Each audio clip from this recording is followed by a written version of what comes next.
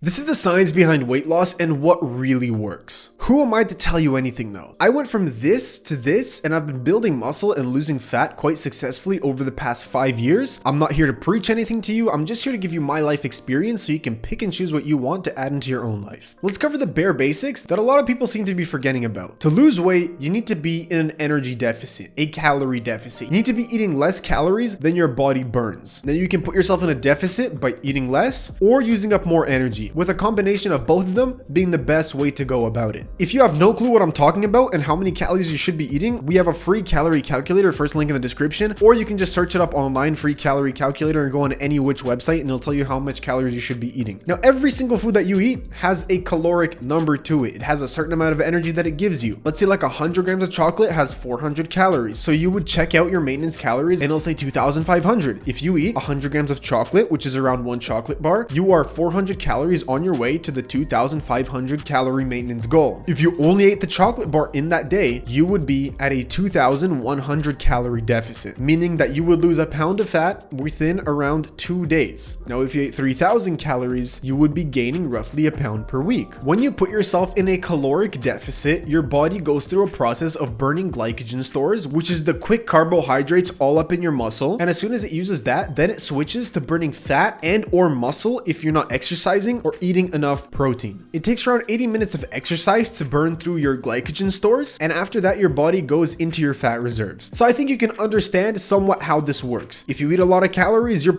gonna gain weight, you're gonna gain fat. If you're working out, you're gonna gain a bit of muscle as well. If you're in a calorie deficit and not working out, you're gonna lose fat and muscle, but if you are working out, you're primarily only going to lose fat. Now, there's a lot of common myths going around that do not line up with the science to this day of what really works with fat loss. Things such as starvation mode and the propaganda of eating at night making you gain weight. So starvation mode basically states that once you reach a certain body fat that's too low for you, if you diet too much, your body will go into a so-called starvation mode and prevent you from losing any weight. There are some truth to these myths, but let me explain them in detail. Starvation mode doesn't exist. If you eat in a calorie deficit, you will lose weight. Now, what happens is once you lose weight and your body readjusts to a new baseline of weight, let's say you lose 20 pounds, you go from 180 pounds to 160 pounds. Your body will start burning less calories as it's carrying less weight around. So yes, your body does get slower at burning weight because you become a smaller person. This is why bigger people eat more food than smaller people. They quite literally burn off more energy by carrying around more weight. So yes, if you diet, your weight loss is going to get slower, but this is basic biology. Once you reach your lower baseline of 160 from 180, you're just gonna have to cut back your calories even more. And don't even get me started about eating at night makes you gain weight. Once again, there are bits and pieces of truth here and there, but for the most part, this is a total lie. It's the total calorie balance that matters, and if you ate nothing the whole day and had like a bag of chips at night, you would still lose a lot of weight. The truth to this is that a lot of people just put themselves in situations where they're more likely to eat at night, like watching movies and such, but nothing necessarily by itself makes you gain more weight if you are eating at night. Now, there are some hormonal things that also affect your weight loss, like stress, which we can talk about cortisol, but we shouldn't hover over this for too long as this can kind of go both ways. For some people, stress can make them eat more. For some people, stress can make them eat less. For me, it makes me eat less. For some other people, it makes them eat more. This, I think, is more of a psychological reaction and is different to every other person, but we shouldn't disregard this. You know what? I was gonna make this video longer, but for the sake of it, I wish someone really sat me down and told me when I was at the very start of my weight loss journey that, look, all you need to know is that you should just be eating a little bit less than your body burns. Don't overcomplicate it. Just go work out, try to eat as clean as you can, and over the span of a couple of years, you're going to lose the weight. If you're watching this video, you're probably the type of person that's interested in this. All I can say is that it is going to be tough at first, but it does get easier. Just throw yourself into the fire, lose the first couple of pounds. It's going to be difficult, but you're going to develop yourself much more as a person. If you got anything of value from this video, consider subscribing, and don't forget to stay savvy with your diet.